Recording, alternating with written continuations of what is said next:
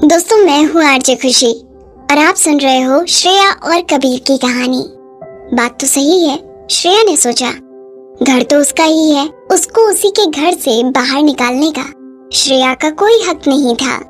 ठीक है, अगर तुम्हें ऐसा लगता है तो कोई बात नहीं, मैं कहीं और रह लेती हूँ, श्रेया ने बड़ी निष्ठा से कहा।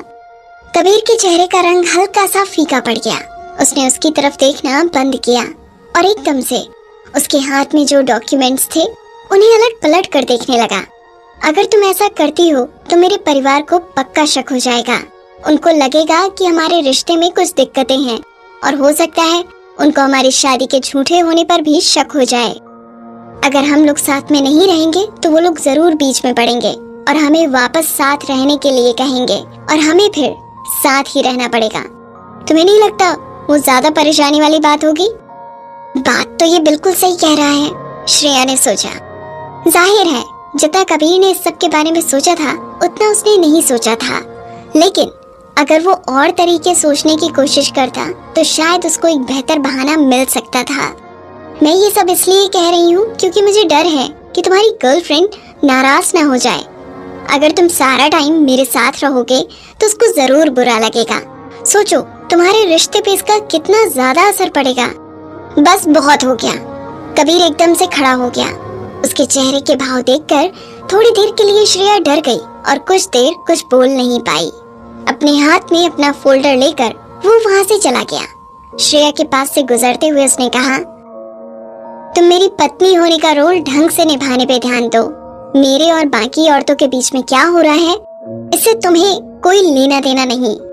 जब कबीर अपना सामान लेकर वहाँ से चला गया तो श्रेया ने खुद में ही बड़बड़ाते हुए कहा, सब मेरी गलती है, मुझे इनके मामले में दखल देना ही नहीं चाहिए। भलाई का तो जमाना ही नहीं है। मैं तो तुम्हारे लिए अच्छा ही सोच रही थी, लेकिन कोई बात नहीं, मैं अब तुम्हारे मामलों से दूर ही रहूंगी। थोड़ी देर बाद कबीर वापस गेस्ट रूम में आया। उसने अपना फोल्डर नीचे रखा और शांत होने के लिए मेज को पकड़ लिया। लेकिन जो कुछ भी थोड़ी देर पहले हुआ था उसके दिमाग में बार बार आ रहा था। जब वो गहरी सांसें ले रहा था तो उसका फोन बजा।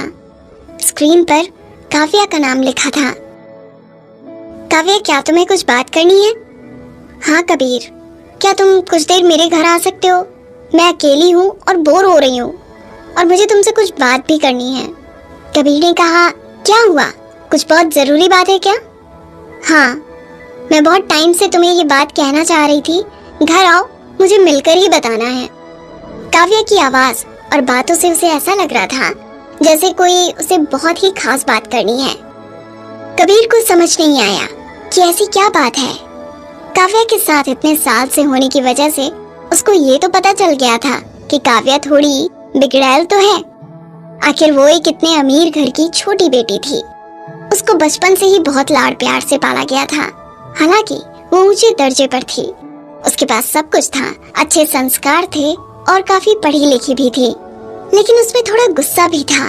कबीर को लगता था कि ये नॉर्मल है, इसीलिए वो हमेशा उसके सामने हार मान लेता था। इसीलिए चाहे वो उससे कितनी ही जिद में या कितनी ही लापरवाही से बात करे, वो सब स्वीकार कर लेता था।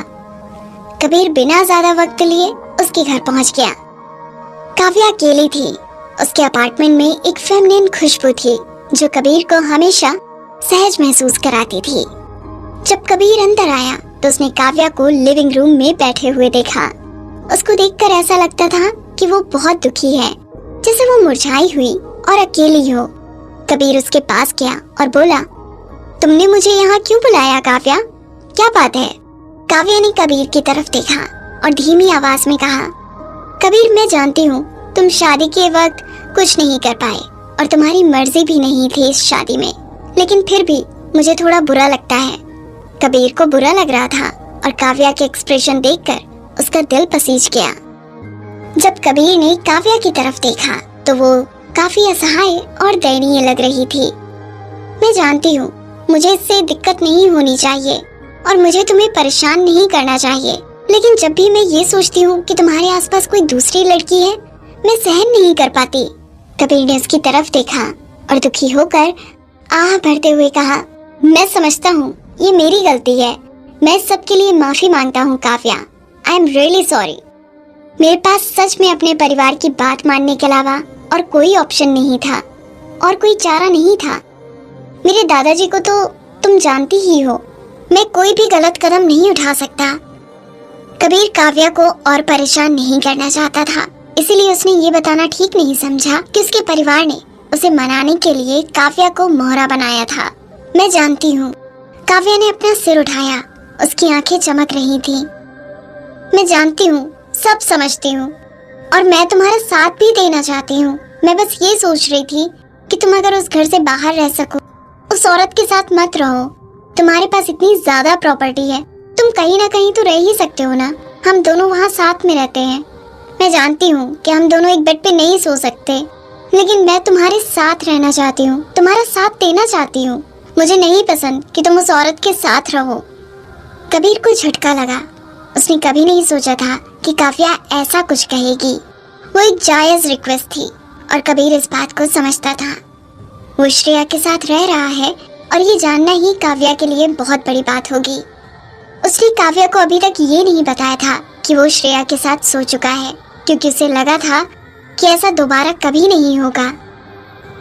वो एक दुर्घटना थी और वो चिंता नहीं करना चाहता था और काव्या को भी परेशान नहीं करना चाहता था। लेकिन अफसोस, काव्या तो पहले से ही चिंतित थी। कोई भी औरत इस तरह उसकी अचानक शादी एक्सेप्ट नहीं करती। माना कि वो एक साथ बड़े हुए थे और एक दूसरे पर भरोसा भी था, लेकिन अब उसकी एक पत्नी थी। काव्या एक बहुत अच्छे परिवार से थी। उन्होंने उसे अच्छे संस्कार भी दिए थे। भले ही उनकी शादी नहीं हो पाई, लेकिन उसको निश्चित रूप से एक सुयोग्य लड़का शादी के लिए मिल जाएगा और कोई भी उसके साथ दुर्व्यवहार नहीं करेगा। लेकिन उसने अपनी इज्जत पहले ही कबीर के लिए दांव पर लगा दी थी। लेकिन फिर भी कबीर ने बड़ी शांति से उससे कहा, मैं इस बारे में सोचूंगा। जैसे ही काव्या ने ये बात सुनी, उसके चेहरे पर मायूसी छा गई। बस इतना ही? कबीर ने कहा, काव्या मैं जानता हूँ तुम्हें अच्छा नहीं लगता, इसीलिए मैंने तुमसे कहा भी था कि तुम मुझे छोड़ दो और कहीं और खुशी ढूंढ लो। लेकिन मेरी अपनी कुछ चिंताएं हैं, मैं इसके बारे में सोचूंगा। लेकिन इस वक्त मैं जल्दबाजी में कोई निर्णय नहीं ले सकता। कहीं ना कहीं कबीर को किसी भी औरत के साथ रहना पसंद नहीं था। आखिर वो अभी भी बीमार था। वो किसी औरत के साथ रहने में कंफर्टेबल नहीं था, चाहे वो काव्या ही क्यों ना हो।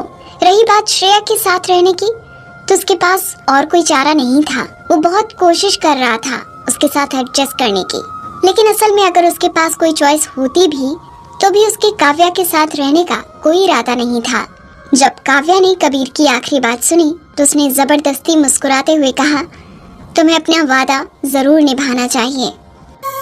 वापस जाते वक्त जब कबीर अपनी कार की पिछली सीट पर बैठा था तो वो दुखी होकर बाहर देख रहा था।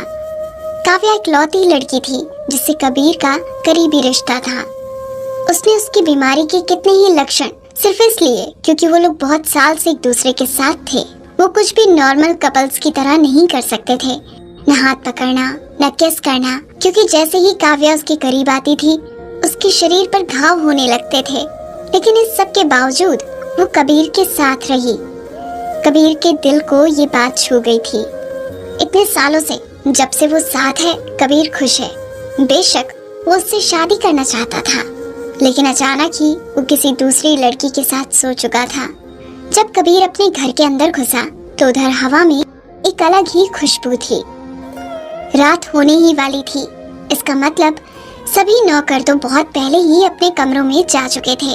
अगर ऐसा है तो मतलब घर पर सिर्फ श्रेया ही थी। जैसे ही वो किचन की तरफ मुड़ा, उसने श्रेया को बैठे हुए देखा। उसकी एक टांग दूसरी कुर्सी पर रखी थी और वो बड़े आराम से बैठी थी। उसकी टांगें लंबी और मुलायम थी और बहुत आकर्षक लग रही थी। उसने जीन्स और टैंक टॉप पहना था।